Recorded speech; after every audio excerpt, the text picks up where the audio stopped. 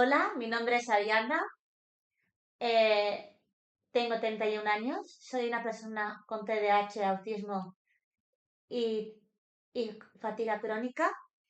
Y nada, como estamos aquí en otro Talking Sin Filtros, esta vez el invitado es Frank Lua.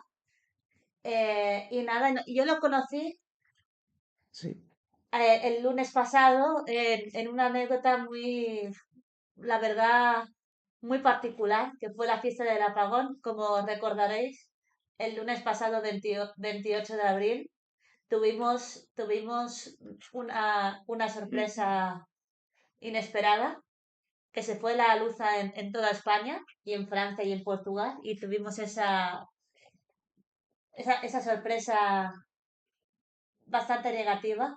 Y entonces, pues sí, pues aparecí. nos conocimos ahí porque tenía entrevista con él. Sí, Y claro, lo hemos tenido que aplazar porque sin luz no se podía hacer entrevista. No, bueno, sí, no, por desgracia, claro, no la íbamos a hacer a oscuras, no, porque no se le ve la cara al muchacho. exactamente. Sí, importante. De ¿Eh? acuerdo. Pero fue divertido al final. Lo Sí, fue pasamos bien. divertido, tomamos patatas, Sí, tomamos Coca-Cola, sándwiches, un poquito chuches, de o todo. sea que nos pusimos las botas ese día. Y la verdad es que estuvimos hasta las 6 de la tarde hablando y fue divertido. Ujú, totalmente. O sea que estuvimos 4 horas aquí sentados, hablando, y eso hizo que el tiempo se me pasara mejor y el que estuviera más tranquila. Estando acompañada, la verdad es que la fiesta del apagón fue más alegre. Así que nada, esperemos que no tengamos que celebrar otra fiesta del apagón. Totalmente, esperemos que se haya quedado en un día y ya está. No más. Pues tenemos a Frank Clua, que es orientador en diversidad sexoafectiva y relaciones éticas de una perspectiva neurodivergente. ¿Te quieres presentar? Sí, bueno, Frank Crua, como has dicho, y como estabas diciendo, soy orientador en diversidad sexoafectiva, relaciones éticas, desde una perspectiva neurodivergente o neurodiversa, en donde sobre todo lo que intento es escapar un poco de las normatividades a nivel de intervención o de trabajo con personas únicamente neurotípicas o que viven en una normatividad social y relacionarlo sobre todo con los diferentes neurotipos que encontramos en la neurodiversidad, como puede ser el autismo, puede ser el TDAH, y entender pues que cada neurotipo tiene un diferente desarrollo, una manera de crecer distinta o incluso de relacionarse con otras personas o otros neurotipos distintos. Pues vamos por la primera pregunta. Venga. ¿Eres una persona neurodivergente? ¿Hace cuántos años que diagnosticaron? Vale, pues el diagnóstico me lo hicieron aproximadamente ahora unos 4 años, tres ¿Cuántos años años. tienes? Ahora tengo 37. Entonces me lo hicieron, sí, ahora unos 3 4 años más o menos. Y me lo diagnosticaron tanto por la pública y por privado con autismo femenino. Y la verdad que fue, bueno, no fue una gran sorpresa. Al principio sí podía parecer una gran sorpresa, El pero autismo según, femenino, pero el autismo masculino. sí, pero también es muy buena Patricia con esa especialidad. Sí. Y bueno, la verdad que la experiencia fue al principio un poco angustiante porque tuve que esperar mucho para entrar por la pública porque era muy, muy, muy lento. Pero una vez ya llegó el día y empecé a hacer las evaluaciones, pues es como que todo iba encajando poco a poco, iba todo teniendo sentido, con cosas del pasado, cosas que yo había vivido en mi día a día, que no conocía bien, y el diagnóstico pues me ayudó muchísimo a comprenderme más, aunque lo he hecho muy adulto, me ha ayudado también muchísimo en mi crecimiento, la verdad que sí. ¿Cómo te sentiste al recibir el diagnóstico de TDAH y autismo? Pues al principio sobre todo he de admitir que me sentí un poco abrumado porque no, como sí me lo esperaba, pero a la misma vez era como, vaya, o sea, esto tiene, lo que me ocurre tiene explicación, tiene nombre, se le puede dar un sentido, entonces pues me volqué muchísimo en su estudio y, es como decía, a partir de ese momento es como que empecé a crecer Te mucho. comprendiste mejor a ti mismo. Sí, exactamente. Había muchos aspectos de mí que no entendía muy bien por qué ocurrían de una determinada manera y gracias al diagnóstico es como que una vez pasó ese momento como de sentirme abrumado, fui comprendiendo todo y todo no cobró sentido. La verdad que fue muy tranquilizador para mí el recibirlo. Estuvo muy bien, la verdad. ¿Cómo reaccionó tu entorno cercano al diagnóstico?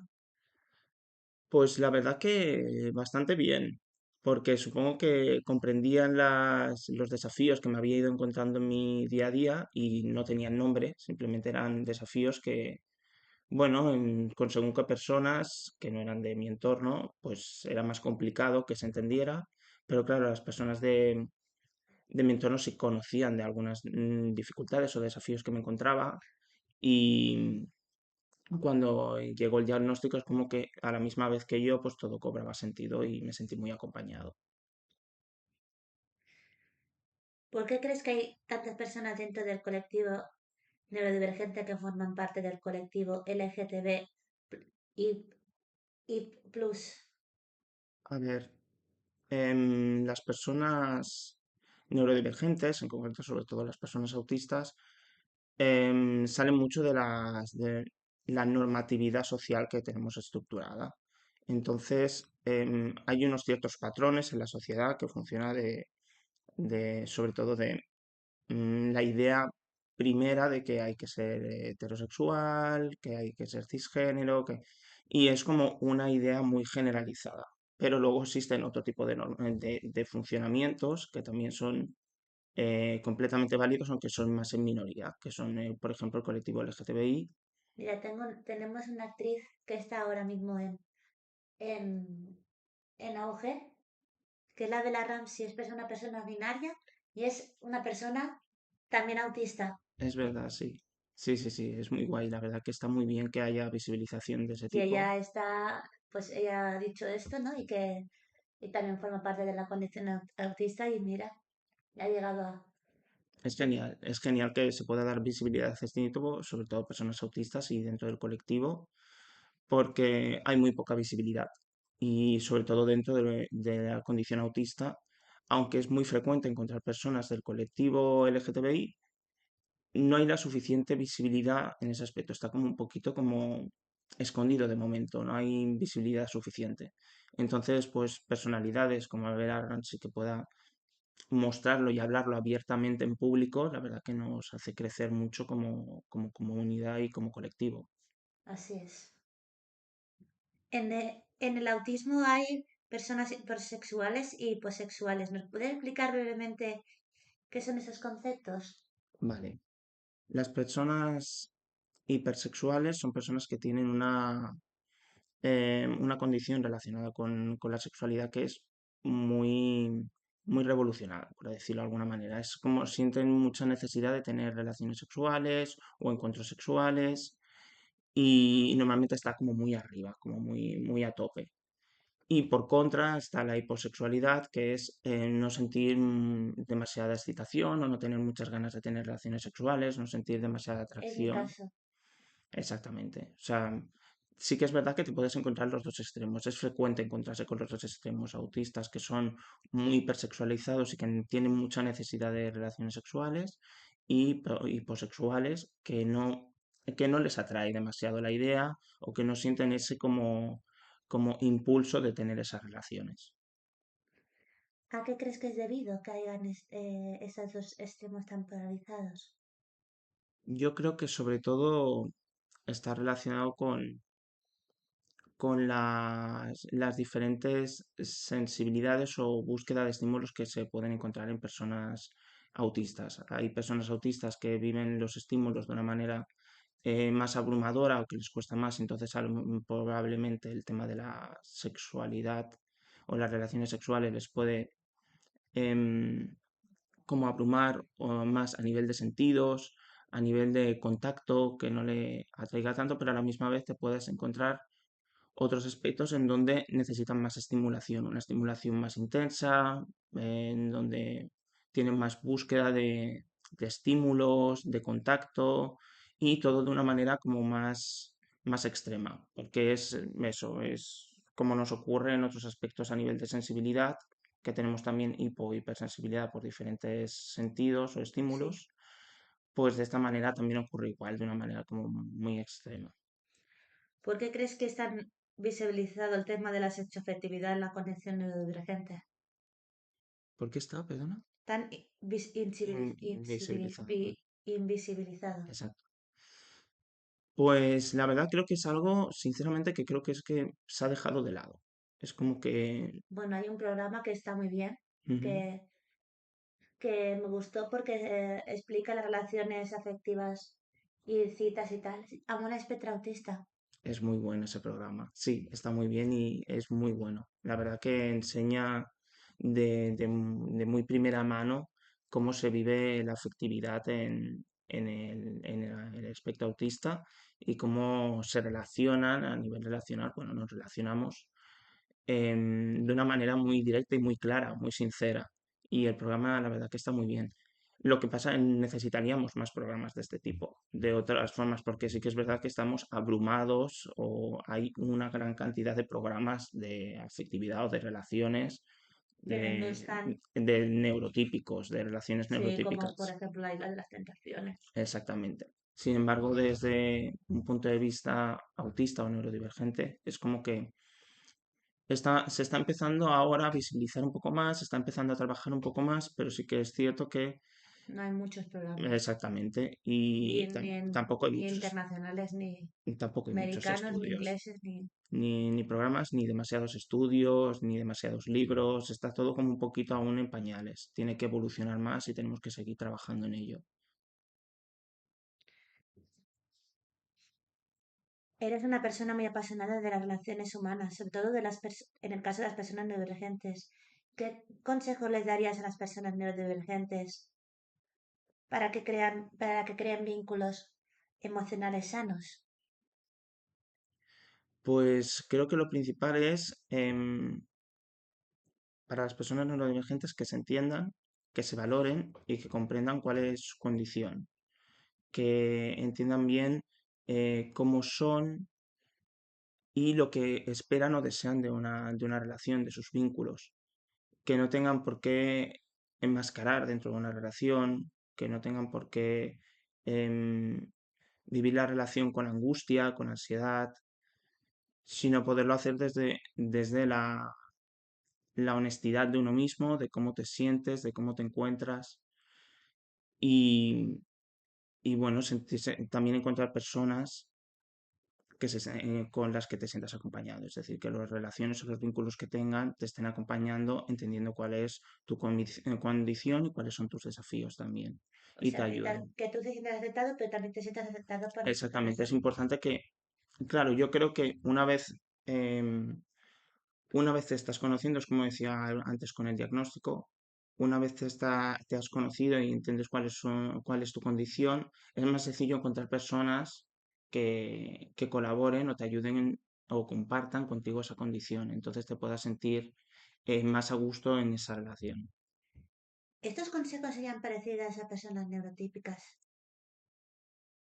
Lo que ocurre con las personas neurotípicas, que siempre suelo decir, es que tienen como un aval social. ¿Qué quiero decir que tienen como un aval social? Que las personas neurotípicas no tienen que dar, como así decirlo, explicaciones de cómo son o cómo se comportan.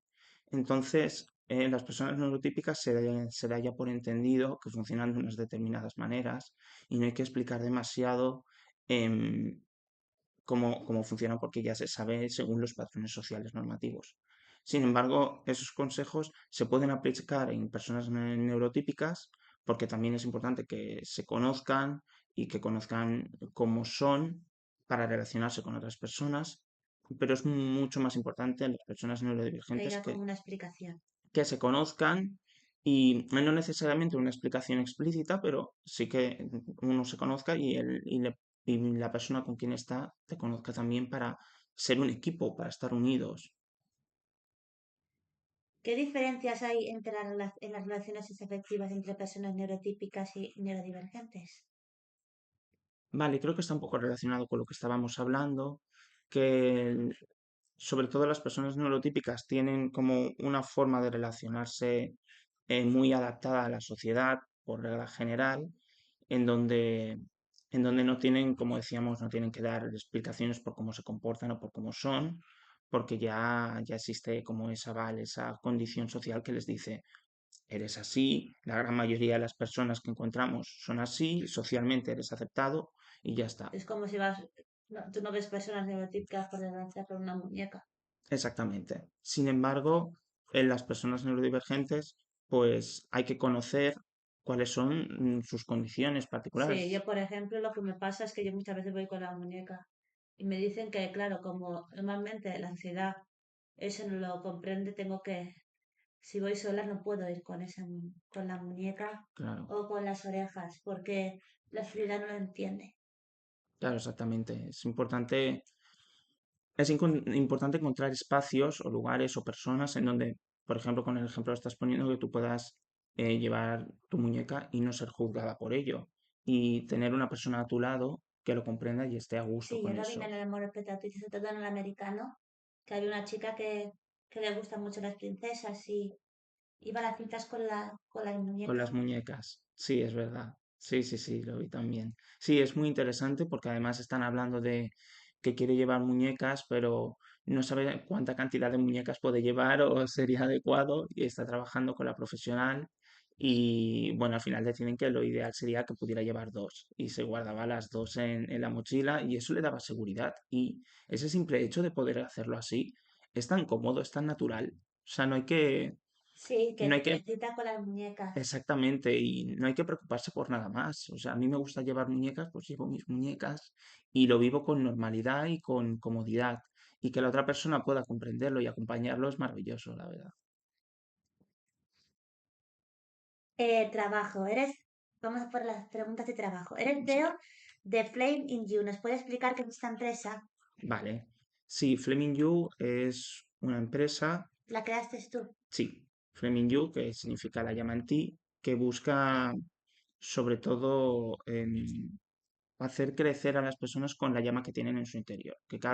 La idea es que cada persona tiene su propia llama particular y la idea es hacerla crecer. Y con Fleming You lo que se busca es que todas las personas en los diferentes aspectos neurodiversos y que tienen diferentes tipos de neurotipos puedan crecer de esa misma manera. No necesariamente enfocarlo todo como está enfocado socialmente para las personas neurotípicas, sino que todas las personas puedan crecer, sobre todo desde un aspecto como trabajo yo a nivel sexoafectivo o con relaciones que puedan ser lo más sanas posibles y que llegue a diferentes personas de neurotipos que no son tan frecuentes como es el autismo o el TDAH, las altas capacidades y que les ayude en su proceso de evolución, lleguen a sentirse mejor consigo mismas y si tienen una relación que puedan estar más a gusto en su relación, si tienen alguna dificultad, como estábamos comentando lo de las muñecas, poder hablar y llegar a los acuerdos y a que se entiendan las relaciones para sentirse más a gusto. Qué bonito. ¿Y por qué decidiste crearla? La verdad es que para mí Fleming You es algo como que me ha acompañado toda la vida. Yo llevo desde ya muy joven estudiando y leyendo cosas de sexoafectividad, de sexualidad, de afectividad, de relaciones humanas entre unos y otros. Y siempre de una manera u otra me ha acompañado como un Fleming You que aún no tenía nombre. Y claro, cuando ya crecí y ya tenía cierto conocimiento y una cierta experiencia, es como que quise darle forma de una manera más práctica, poniéndole un nombre que explicara bien cómo yo veía. Flaming You, ¿no? Que todos tenemos una chispa en Sí, nosotros. exactamente. Y lo que quería hacer que fuera de una manera más práctica, el cómo yo veía las relaciones y cómo creía que se podían trabajar de una mejor manera y de un crecimiento más sano para personas sobre todo que no están que no son neurotípicas, que es como decía, hay un aval, una condición Y, de... y tenéis página de Instagram y todo. Sí, hay una página de Instagram que es Flaming You también, y ahí subo sobre todo contenido que es de, bueno, explicativo, que da ayudas para las personas autistas y personas neurodivergentes en, en sus relaciones o en su propio crecimiento a nivel sexoafectivo, tanto, como decíamos antes, como personas que pueden ser más hipersexualizadas o personas que son más hiposexualizadas. Mira, Hay contenido pues, variado. pues te seguiré la página. Pues me encantaría. ¿Qué es lo que te apasiona del mundo erótico? Yo diría más bien que es lo que no me apasiona. Ay, Porque, como te comentaba, sí, sí, porque me reía mucho, ¿no? Pero un vídeo en Imaginary, yendo a una tienda erótica, ¿no? Porque yo tengo dos extremos, ¿no? Me hace gracia ir y me río, pero después no me gusta la sexualidad. pero te gusta la experiencia de ir a una tienda erótica, ¿no? Es Es como divertido, divertido. me río. Sí, es Sí, verdad que bien. son divertidas. Es verdad que son divertidas las tiendas eróticas, son muy divertidas. Hay productos muy variados y muy graciosos. Sí. El caso que la erótica a mí desde ya muy joven es como que me ha traído, pero desde un punto de vista no solo práctico, a nivel Sí, práctico porque de también vivirlo. las cosas que me gustan. Ya, bueno, es que el porno, Y todas esas cosas de, no, no me va ese rollo. el porno es ya un tema a hablar como más aparte, rollo. No enseña realmente cómo son las relaciones sexuales ni eróticas. Realmente es una película en donde, al igual que tú ves Superman y Superman está volando y en el mundo real no puedes volar, pues en el porno pues se vive la relación sexual como si se ¿Y por pudiera qué se hacer cosas que rechazan son derechos imposibles. humanos que la gente vea porno si no, si no son relaciones sanas? Creo que se ha estipulado se ha quedado muy encajado en la sociedad, en cómo en la sociedad lo vives, como que se ha traspasado a nivel cultural, que es una forma sana, creo que es como se ha traspasado de conocerse, aunque se está trabajando ya en muchas charlas, de que hay que entender la sexualidad de una manera distinta al porno, de una manera más rápida, es como, es una especie de sexo rápido fácil que encuentras en internet y no le das más vuelta a lo que realmente se requiere de una relación sexual y lo que es sano para ella. Entonces el porno es como que culturalmente se ha heredado de que se puede consumir libremente sin pensar más allá en lo que una relación sexual sana o en persona requiere. El porno, a fin de cuentas, funciona un poco como si fuera una fantasía. Entonces es como ver una película y el problema más grave del porno es no saber entender que es una película.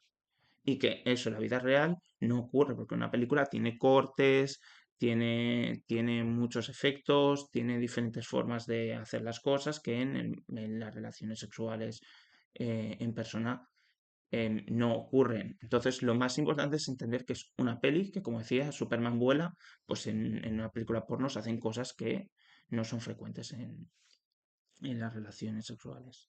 ¿Por qué crees que el erotismo todavía es un tema tabú en nuestra sociedad? Pues la verdad que es una gran pregunta. Creo que es algo heredado también culturalmente de que el tema del erotismo, el tema del sexo, de la sexualidad es como si fuera algo feo, como si fuera algo que no está bien. Y la verdad que no estoy para nada de acuerdo. Creo que eso empobrece el crecimiento de las personas a nivel de su propia sexualidad y a nivel de su propia, también desde un aspecto afectivo o de vínculo. El hecho de que sea tan tabú y que no se pueda hablar afecta a que cuando tú empiezas a tener relaciones con otras personas, no conozcas bien, no te conozcas bien a ti, no conozcas bien lo que debes realizar, lo que esperas de una relación.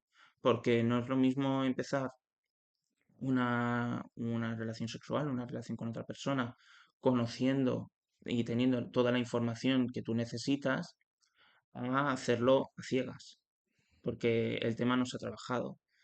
Entonces, yo creo que se ha heredado de manera cultural y viene también de un poco de nuestra cultura de religión cristiana, en donde el tema del sexo también se trata como si fuera tabú, como si no estuviera bien, como si no, y cosas así. ¿Qué dificultades te has encontrado en tu trabajo?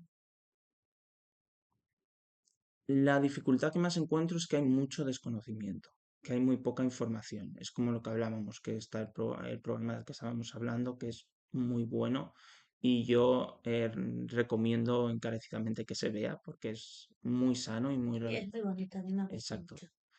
Y creo que lo que más me encuentro es mucha falta de información, pero también no solo para las personas autistas, sino para las familias. Me encuentro, por ejemplo, padres que me preguntan en ocasiones que su hijo o hija quiere empezar a tener relaciones sexuales y no saben cómo orientarles un poco, cómo guiarles, es como que se sienten como muy perdidos. Y la verdad que sobre todo ahí el desafío más grande es intentar darle diferentes herramientas o estructuras para poder llegar a sus hijos de una manera sana y de una manera también en que sus hijos no se sientan abrumados por la situación. Y poco a poco pues se va hablando, pero claro, hay pocas herramientas fuera de Mucho mí. desconocimiento y muy pocas herramientas para Exactamente. darles. Parte de lo que yo pueda aconsejar, no hay realmente un libro o un estudio, alguna cosita hay, pero que yo pueda decirle, oye, léete tal, o lee, estudia esto un momento y te ayudará. Entonces todo es como un poquito más en petit comité, autodidacta de cada persona y cada situación hay que tratarla de manera específica para esa situación, no de manera muy general. ¿Qué has aprendido durante tu recorrido laboral? Vale. Em, la verdad que he aprendido muchas cosas, pero la que más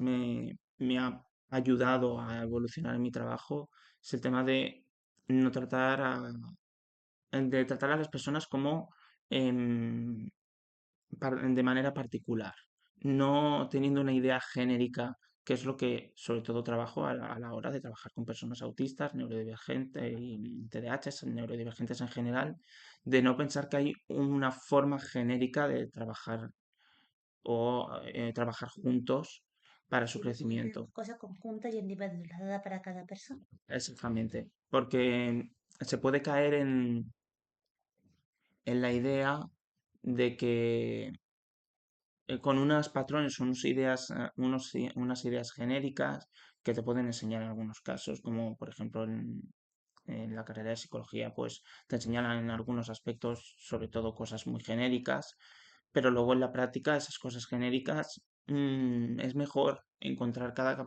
caso particular, cada contexto en particular y trabajarlo de manera individualizada. Y eso, según empecé a trabajarlo, fui encontrándome cada vez más casos en donde veía que no se podía trabajar de una manera global, genérica, sino que había que volcarse más en cada caso y entender cuáles eran los desafíos y las dificultades que se podían encontrar o las necesidades de crecimiento que cada persona tiene, que no es exactamente las mismas unos que otros, o cómo se tienen los vínculos. No se va a relacionar lo mismo una persona autista con otra persona autista que otras dos personas autistas van a ser diferentes. ¿Qué planes de futuro tienes a nivel laboral? Pues me gustaría muchísimo continuar con lo que hago en la asociación de New Life, crecer más en la asociación, poder aportar mis ideas, me gustaría muchísimo. También continuar con Fleming You y trabajar de manera individual, seguir con el trabajo individualizado o, o de pareja que realizo en él y a ser posible pues poco a poco ir haciendo más divulgación. Me gusta muchísimo poder divulgar y explicar las cosas para llegar a más gente, no solo a la gente que llega a mí, sino yo poder llegar a más gente que aunque no llegue a mí. Por eso me gusta tanto el Instagram, porque puedo aportar muchas ideas y vocales ahí para que la gente las vea y entonces haya personas que puedan, aunque no les atienda de una manera directa, puedan ir, por ejemplo, al Instagram o a lo que escriba y tengan una pequeña ayuda que les pueda servir para guiarles. Y eso me encantaría poder seguir por ahí y llegar, no sé, más adelante a divulgar a lo mejor de una manera aún más grande, a lo mejor realizando charlas. Ya he hecho algunas, pero quizá me gustaría poder realizar algunas más y llegar, bueno, sobre todo eso, llegar a gente que pueda aprender conmigo y yo aprender también de ellos. ¿Me explicas ya que aparte de la sexualidad, una de tus pasiones es para aprender sobre los vínculos afectivos, afectivos, no, afectivos que se crean entre las personas? ¿A ti te ha gustado crear vínculos con las demás personas? Sí, he tenido a lo largo de mi vida me he encontrado con a lo mejor amistades o conocidos con los que no he llegado a congeniar del todo y que me hizo darme cuenta de lo importante que es llegar a acuerdos y conocer a las otras personas para tener vínculos sanos, en donde pues por diferentes formas de comportamiento o de actividades pues a lo mejor yo no me sentía del todo cómodo y no quería participar a lo mejor de una manera muy activa o quería participar menos y eso era a veces un poco complicado de entenderse. Claro. Y pues si se realizaba algún evento en donde había ruido, había gente o cualquier cosa así, pues a lo mejor a mí me costaba un poco más. En su momento era porque tenía diagnosticado trastorno de ansiedad y se achacaba todo a ansiedad y ya está. Es que tienes Pero ansiedad, eran por más eso te pasa. cosas. Con el tiempo y gracias al diagnóstico he descubierto que había muchas más cosas ocultas ahí. Y que por no... eso te estaba sucediendo eso. Exactamente. Y sobre todo que no tenía por qué forzarme. O sea, tengo que estar hacer cómodo. Lo que tú te sientas a gusto. Exactamente, tengo que estar lo suficientemente cómodo para... Y si quiero esforzarme, puedo hacerlo, pero sin necesidad de tener una prisa o una presión ajena, una presión desde fuera. Tiene que ser desde mi propio crecimiento. Y por eso es como que yo he sentido a lo largo de mi vida en otros vínculos con personas que he tenido como presión externa, presión social, que se suele decir. Una presión social de tienes... ¿No te han aceptado por quién eres o cómo? Yo no me sentía del todo aceptado. Voy a decirlo así, yo no me sentía del todo aceptado en algunas de esas amistades o relaciones. Por suerte, en relaciones amorosas no me ha ocurrido tanto. He tenido bastante suerte en las relaciones amorosas que incluso sin tener el diagnóstico de autismo me han entendido bastante bien mis condiciones y me han acompañado con ellas. Entonces, en ese aspecto, en lo que son vínculos amorosos, no me puedo quejar demasiado. Pero sí que es verdad que los vínculos amistosos sí que he tenido un poquito más dificultades. Quería preguntarte, ¿qué señales hay para que ver que estás en una relación tóxica? Sobre todo que no se pueda tener una comunicación fluida y que no se comprenda el uno al otro.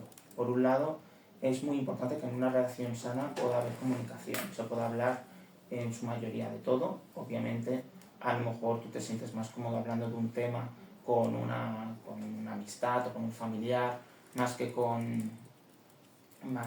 en un momento determinado con tu pareja, pero en general la comunicación es fundamental. Es fundamental que puedas comunicarte con tu pareja de los temas, sobre todo, que a ti te puedan incomodar o te sean difíciles en la relación para poder llegar a acuerdos en común. Porque si tú estás con una persona a la que sientes que no le puedes comunicar tu malestar por algo está fallando. Algo no está funcionando bien. Y por otro lado, el entender a la otra persona. Es importantísimo que te sientas comprendido en la relación que estás. Porque realmente, como decías, las personas no son tóxicas, lo que se forma son relaciones tóxicas a partir de comportamientos que no son sanos en esos vínculos.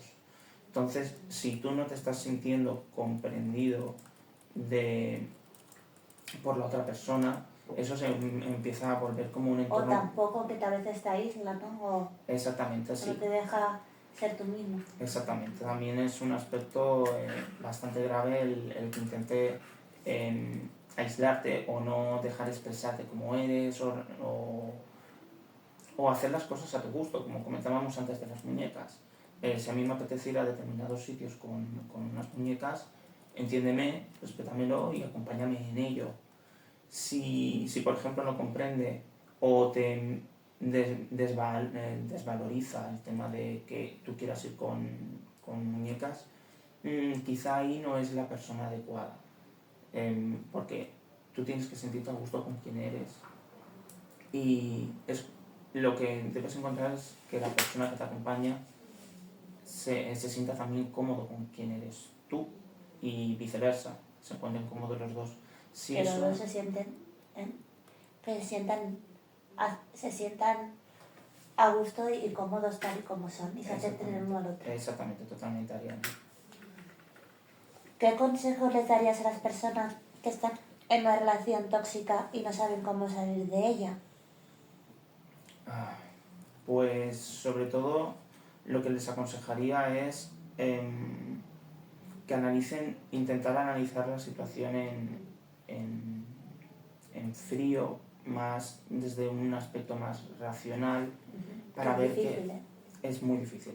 O sea, lo que voy a decir ahora probablemente no sea algo sencillo de realizar, o sea, son consejos que pueden ir bien, pero eso no le quita la dificultad a lo que es cuando estás en una relación tóxica. Muchas veces, a veces no te das ni cuenta de que lo estás y salir de ello es bastante complicado. Entonces, si tú puedes... ¿Y por qué una persona puede establecer comportamientos tóxicos o comportamientos no sanos con otra persona?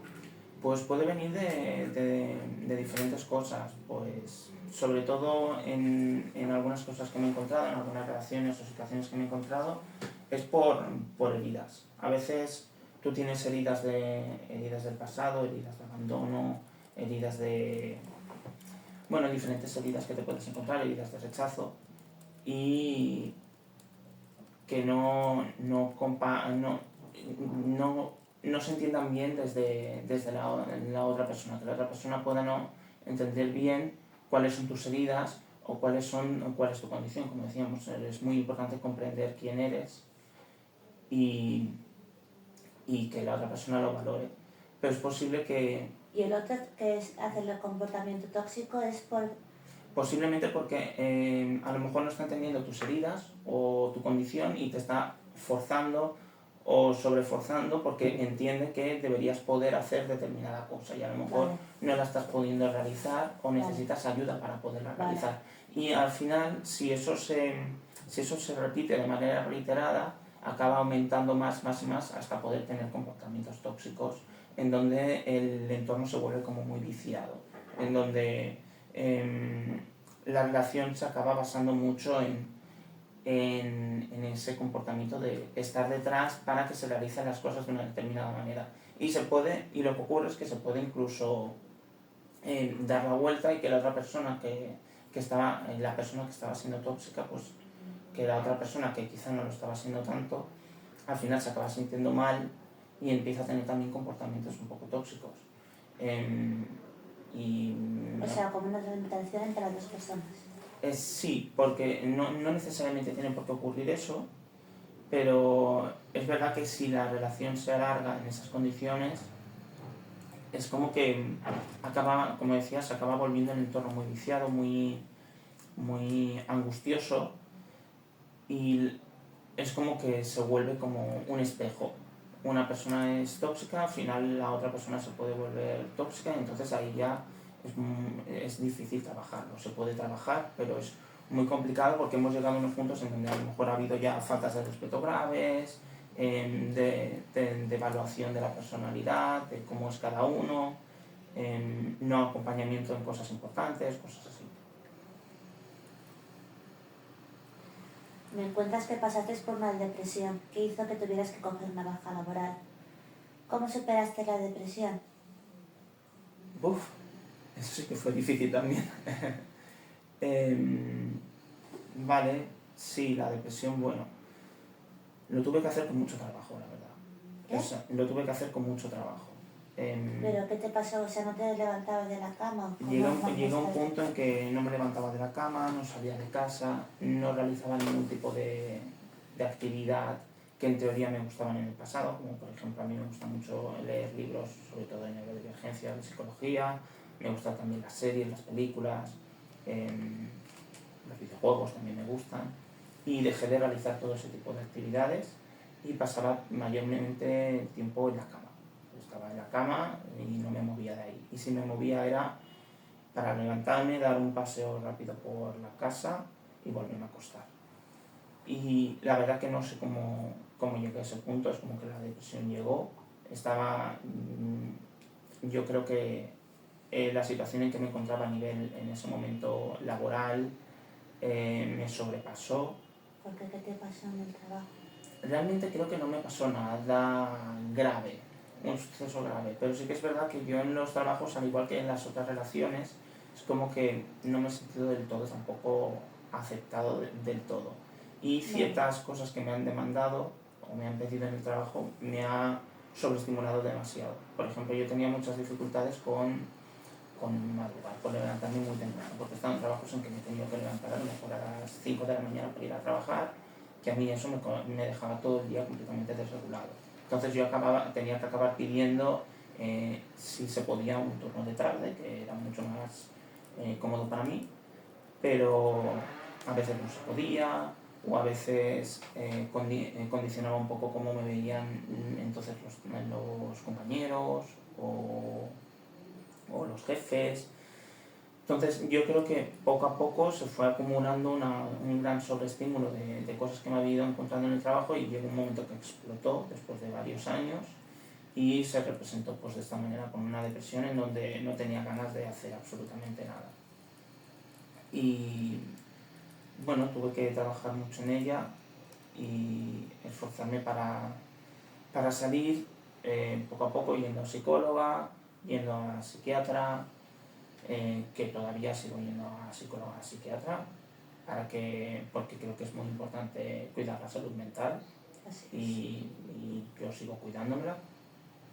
Y bueno, poco a poco fui realizando de nuevo las actividades que me gustaban, aunque al principio me costaba. Al principio tenía como que forzarme un poco a hacerlas, que era un poco raro. ¿Y te sientes apoyado por tu entorno cercano cuando sufriste la depresión? La verdad que sí, por mi entorno cercano sí. La verdad que sí me apoyaron, a pesar de que fue muy difícil. Yo sé que mi depresión fue muy complicada y porque además coincidió la depresión con el diagnóstico y tal, que el diagnóstico ayudó a quitarme, a progresar en salir de la depresión, pero estaba como hubieron muchas cosas, muchos cambios que también alteraron mucho como quién soy yo, qué es lo que he vivido, qué es lo que voy a tener que vivir, cómo va a ser a partir de ahora, muchas reflexiones. Y bueno, la verdad que lo bueno es que ahora estoy muchísimo mejor, o sea, ahora ya no tengo depresión, estoy mucho más sano, me siento muchísimo mejor. Ya puedo realizar de nuevo las actividades que me gustan, ya puedo ver series o leer libros con toda naturalidad, salgo de casa, salgo muchísimo más, ya no estoy agarrado a una cama, entonces es muy importante para las personas que estén con depresión que sepan que se puede salir, que hay que hacer, que sí que es verdad que se tiene que hacer con esfuerzo, que se tiene que hacer cosas que a lo mejor en principio ves que no sirven, pero sí sirven, que es poquito a poco, aunque sean las actividades que te gustaban, hacerlas, aunque en ese momento sientas que no está funcionando o no te gustan, sigue haciéndolas porque poco a poco te irán ayudando a salir de ahí y apóyate en tus personas cercanas, que te ayuden, que te entiendan, que te acompañen. Es fundamental, no te alejes, intenta no alejarte, porque es muy sencillo con la depresión alejarte de las personas de tu entorno. Intenta seguir manteniendo el contacto y dejándote ayudar, dejándote acompañar, es fundamental. A mí me ha sido clave para salir de ahí. ¿Qué le dirías a las personas que están viviendo una depresión o han pasado una por recientemente? Como estaba comentando, pues lo mismo, sobre todo que Es una situación muy complicada, es muy difícil, se hace muy, muy difícil, pero no te puedes dejar llevar por la depresión, porque la depresión es como un agujero negro. O sea, cuanto más tiempo estás, más te engulle. Y si no marcas algún remedio, algún cambio, Eso te va encerrando en el túnel. exactamente, te vas encerrando cada vez más. Entonces es muy importante el hacer pequeños esfuerzos, aunque sean pequeños esfuerzos. Yo al principio me daba por contento levantarme de la cama y fregar los platos. Ya está, no hacía mucho más en el día. Eso, estaba un poquito con mi gata y ya está, nada más. Pero eso hay que verlo como un pequeño logro, como un logro más. Es un día en que me he levantado y he hecho esto. Y está muy bien, porque no he estado todo el día en la cama. Me he levantado y he dado un paseo por casa y he hablado con tal amigo por WhatsApp. Oye, otro logro. Poquito a poco los logros van sumando y va yéndose esa depresión que tienes encima.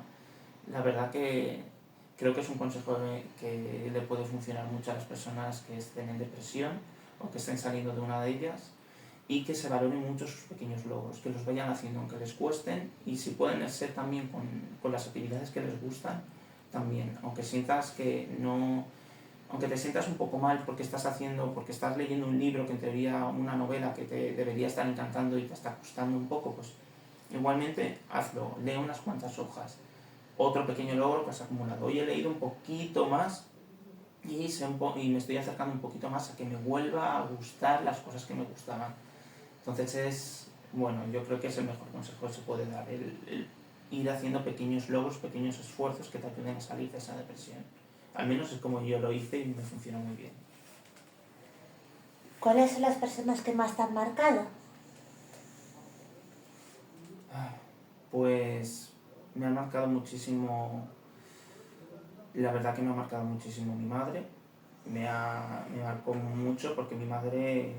¿Está viva todavía tu mamá? Sí, mi madre sí. Mi padre no, pero mi madre sí, y la verdad que es uno de los grandes apoyos que tengo.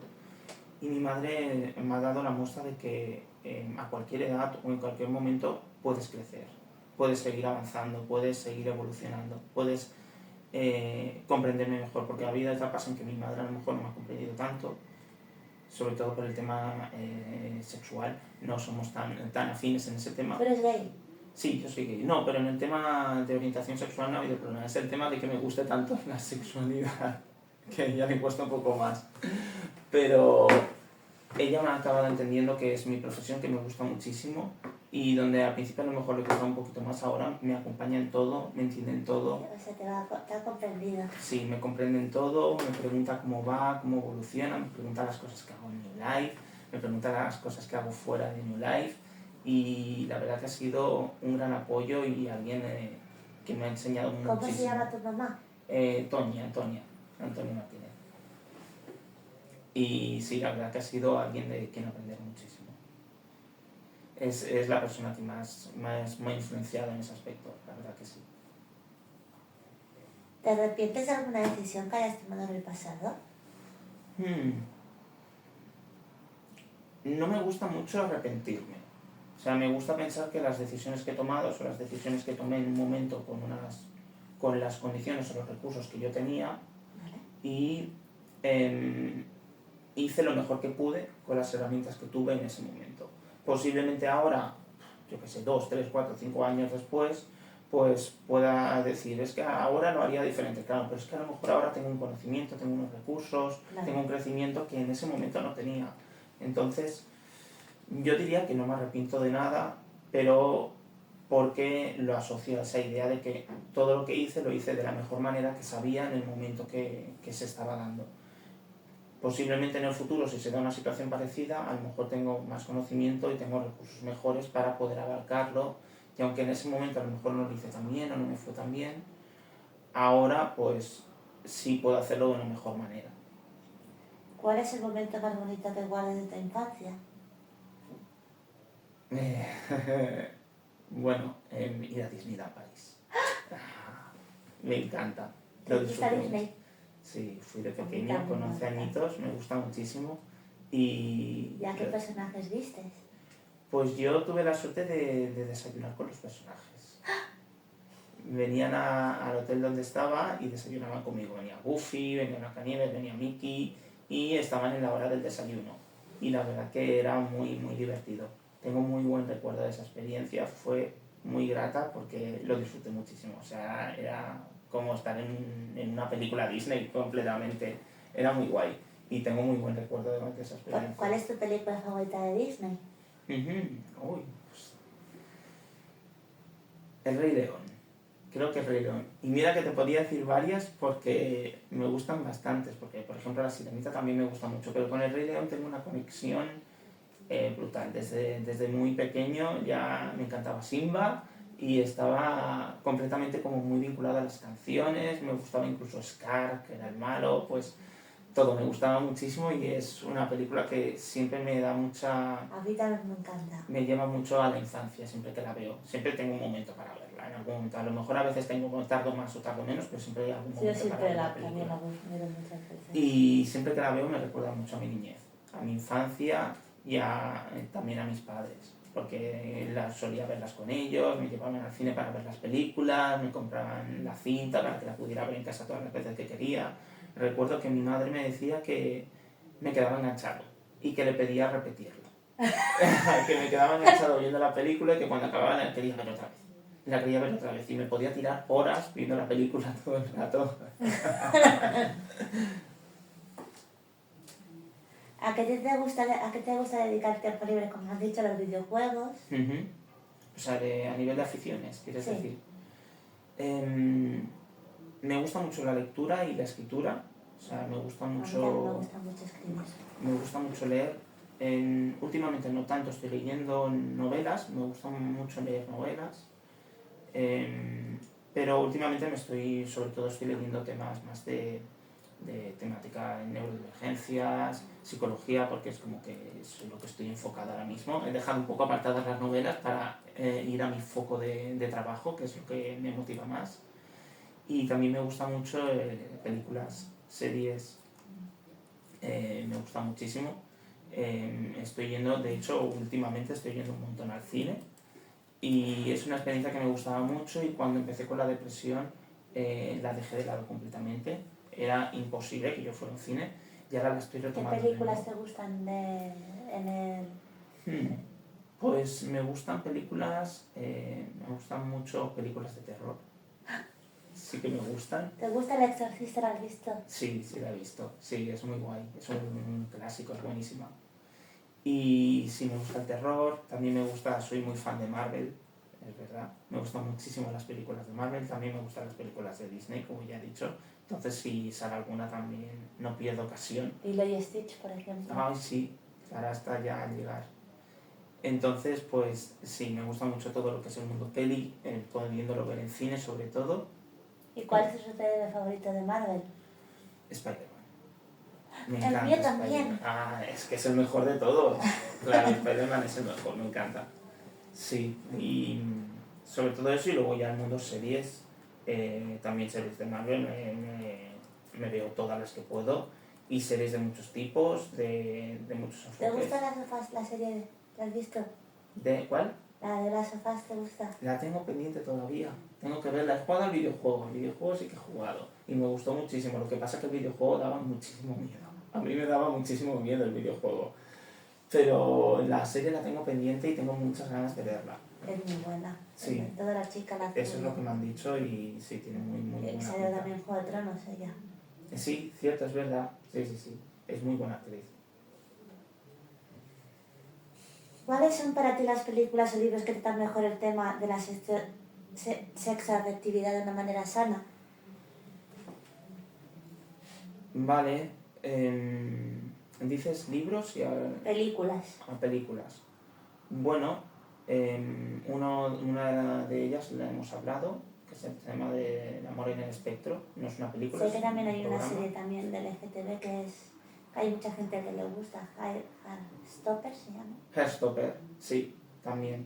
Es cierto. Tanto lo que decíamos por un lado, el amor en el espectro es un programa, no es realmente una película o una serie, pero se trata de una manera muy sana las relaciones, sobre todo desde el espectro autista, y de una manera muy comprensiva, está muy bien. Y como decías, a nivel de otras series como Gestopper, está muy bien porque hay mucha visibilidad del colectivo LGTBI. Te encuentras personajes ¿Y ella sale mi personaje en el Heartstopper es autista o en alguna neurodivergencia? No. Y eso es lo que me falta, la verdad. Que se pudiera trabajar también ese aspecto. Te encuentras diferentes tipos de personajes dentro del colectivo, pero sí que en nivel de neurodivergencias... Bueno, no, sí. No lo dicen activamente, pero hay un personaje que tiene un funcionamiento que parece autista.